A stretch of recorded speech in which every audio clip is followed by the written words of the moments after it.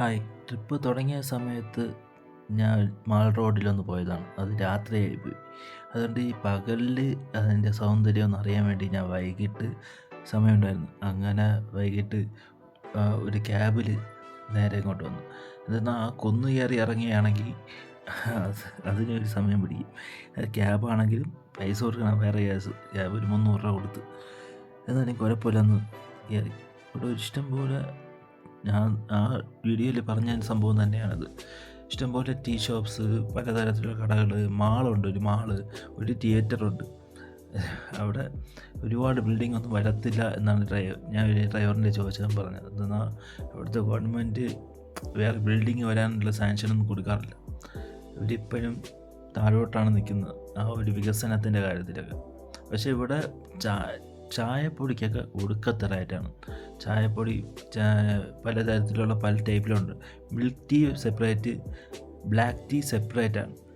ഇപ്പോൾ നമ്മളെ നാട്ടിൽ ചായപ്പൊടി വാങ്ങിച്ചു കഴിഞ്ഞാൽ നമ്മൾ പാലിലിട്ട് കുടിക്കും, ചൂടുവെള്ളത്തിലിട്ട് കട്ടൻ ചായ ആയിട്ടും കുടിക്കും.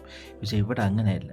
ഇവിടെ കട്ടൻ ചായക്ക് സെപ്പറേറ്റ് ചായപ്പൊടിയുണ്ട്, പാലിലിട്ട് കുടിക്കാൻ സെപ്പറേറ്റ് ഉണ്ട്, പിന്നെ ഫ്ലേവേഡും ഉണ്ട്, മസാല തന്നെ പല വെറൈറ്റി ഉണ്ട്. ഗ്രീൻ ടീ സെപ്പറേറ്റ് വേറെ വെറൈറ്റി ഉണ്ട്. അതായത് പ്രീമിയം ക്വാളിറ്റി ഉണ്ട്, ലോ ക്വാളിറ്റി ഉണ്ട്, സാധാ ക്വാളിറ്റി ഉണ്ട്.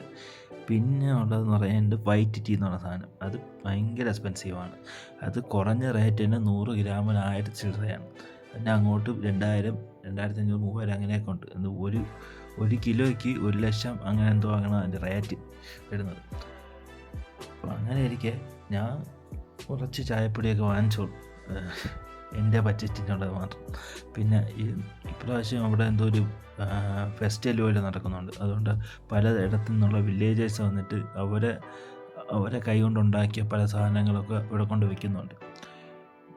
പിന്നെ അവർ തന്നെ ചെറുതായിട്ടൊരു റെസ്റ്റോറൻറ്റ് പോലെ ഇതിൻ്റെ തൊട്ട് പിറകെയായിട്ടുണ്ട്. പിന്നെ എനിക്ക് ഇവിടെ ഇതിൽ പറയാനായിട്ട് ഇതൊന്നുമില്ല. അന്ന് പറഞ്ഞ സംഭവം തന്നെ. ആ കാണുന്ന ചർച്ച് പഴയ ചർച്ചാണ്. പണ്ട് ഏഷ്യൻ ടൈമിലുള്ള ചർച്ചാണത്. പഴയ ചർച്ച് എന്നാണ് ഞാൻ അറിഞ്ഞത്. പക്ഷേ ഇപ്പം അകത്തോട്ട് ഇപ്പോൾ ആളെ കയറ്റി വിടത്തില്ല. അവിടെ കുറച്ച് വർക്കുകൾ നടക്കുന്നുണ്ട്. അതുകൊണ്ട് ഞായറാഴ്ചത്തെ പ്രാർത്ഥനയ്ക്ക് മാത്രമേ അത് തുറക്കത്തുള്ളൂ.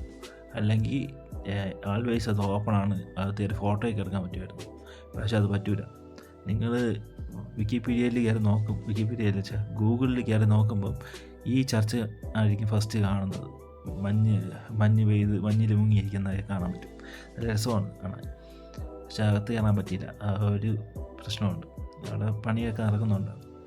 പിന്നെ നടന്ന് കാണാനായിട്ട് ഒരുപാടുണ്ട്. ഇഷ്ടംപോലെ ഷോപ്പുകൾ. കയ്യിൽ കുറച്ച് പൈസ വേണം സാധനങ്ങൾ വാങ്ങിക്കുന്നത്. ഇന്നെല്ലാം നല്ല പൈസയാണ്, നല്ല റേറ്റാണ് അവിടെ. ഇപ്പം കൂടുതലും ഈ ബുദ്ധിസവുമായിട്ട് ബന്ധപ്പെട്ട ഐറ്റംസ്, അതായത് ഡ്രാഗൺസ്, ബുദ്ധൻ്റെ പല ടൈപ്പിലുള്ള വിഗ്രഹങ്ങളും കാര്യങ്ങളും, അങ്ങനത്തെ ഐറ്റംസൊക്കെ ഒരുപാടുണ്ട് ഇവിടെ. അങ്ങനത്തെ കീ ചെയിനുകൾ, അങ്ങനെയൊക്കെ ഒരുപാടുണ്ട്. പിന്നെ ഉള്ളതെന്ന് ചൈനീസ് ഐറ്റംസ്, ഈ മോമോസ്, അതിൻ്റെയൊക്കെ ചെറിയ ചെറിയ കടകളും, പിന്നെ വലിയ കടകളുമുണ്ട്, ബേക്കറികളുമുണ്ട്, അങ്ങനെ പലതുമുണ്ട്. അങ്ങനെ കുറേ നമുക്ക് എൻജോയ് ചെയ്ത് നടക്കാം, ഒരുപാട് ഫോട്ടോസൊക്കെ എടുക്കാം. അങ്ങനെ നമുക്കൊരു ഈവനിങ് ഉണ്ടെങ്കിൽ ഈവനിങ് സമയത്ത് നന്നായിട്ട് അവിടെ സ്പെൻഡ് ചെയ്യാൻ പറ്റും രാത്രി വരെ. ഇവിടെ എന്ന് പറഞ്ഞു കഴിഞ്ഞാൽ ഒരു 5 മണിയാകുമ്പോഴത്തേക്കും നമ്മളിവിടുത്തെ ഒരു രാത്രിയാണ്. ഇതെന്നാൽ ഇവിടെ ഒരു 5 അരയൊക്കെ ആകുമ്പോഴത്തേക്കും അസ്തമിക്കും സൂര്യൻ. അതേപോലെ തന്നെ രാവിലെ 5:40 ആകുമ്പോഴത്തേക്കും സൂര്യൻ ഉദിക്കുകയും ചെയ്യും.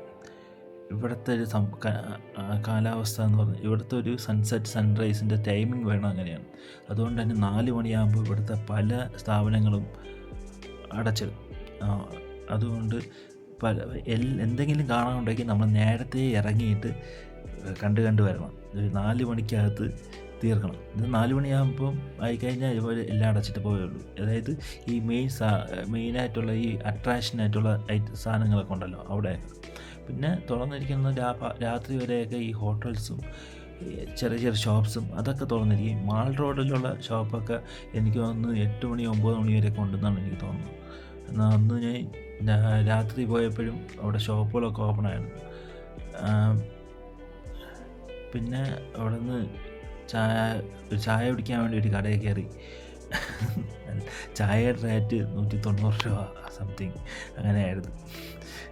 പിന്നെ എനിക്ക് അവിടുത്തെ വ്യൂ ഇഷ്ടപ്പെട്ടു, അതുകൊണ്ട് മാത്രം ആ ചായ കുടിച്ച്, അല്ലെങ്കിൽ ഞാൻ കുടിക്കത്തില്ലായിരുന്നു. പിന്നെ എന്ന് പറയാൻ നമുക്ക് എല്ലാവരും യൂറോപ്യൻ ടച്ചായിട്ടുള്ള ബിൽഡിങ്സും കാര്യങ്ങളാണ്. ഇപ്പം ഫോട്ടോസൊക്കെ എടുക്കുമ്പം സൂപ്പറായിരുന്നു. പിന്നെ ഗ്ലാനറീസിൽ പകലും ഒന്ന് പോയി ഫോട്ടോ എടുത്ത്, അന്ന് രാത്രിയാണ് ഫോട്ടോ എടുത്തത്. ഇപ്രാവശ്യം പകലൊന്ന് ഫോട്ടോ എടുത്ത്. പിന്നെ അവിടെ നിന്ന് ഫുഡ് കഴിക്കണം എന്നൊരു ആഗ്രഹം ഉണ്ട്, എന്തെങ്കിലും ട്രൈ ചെയ്യണമെന്നുള്ളത്. അങ്ങനെ അങ്ങോട്ടേക്ക് വെച്ച് പിടിച്ചുകൊണ്ടിരിക്കുകയാണ്.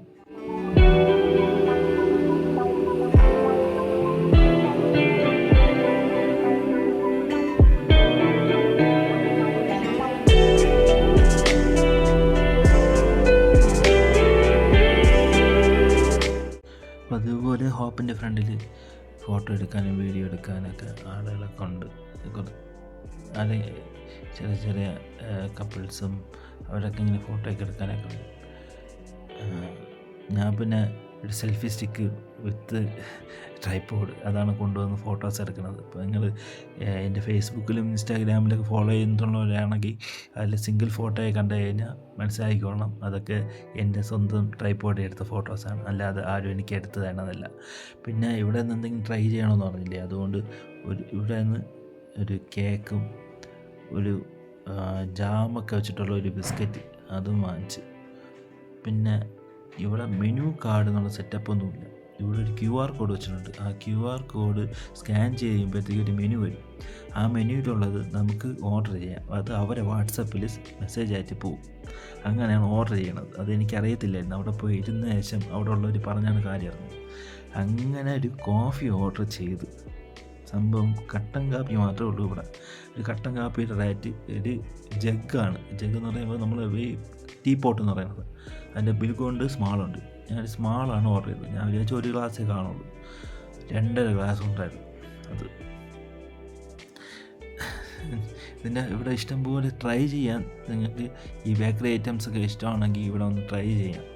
കൊള്ളൂലെന്നല്ല, അത്യാവശ്യം ടേസ്റ്റൊക്കെ ഉണ്ട്. നമ്മൾ നാട്ടിൽ കിട്ടുന്ന അതേ സെയിം സെറ്റപ്പ് തന്നെ. പിന്നെ ഇവിടുത്തെ ഒരു വ്യൂ, അത് ഒരു 1.5 വ്യൂ ആണ്. പിന്നെ ചായ എന്ന് പറഞ്ഞു കഴിഞ്ഞാൽ 2 ഗ്ലാസ് ചായ കുടിക്കേണ്ടി വന്നു എനിക്ക്. 190, 145 രൂപ അടുപ്പിച്ചെന്തോ ആയി. അപ്പോൾ ഇനി അടുത്ത വീഡിയോ കാണാം. ബൈ.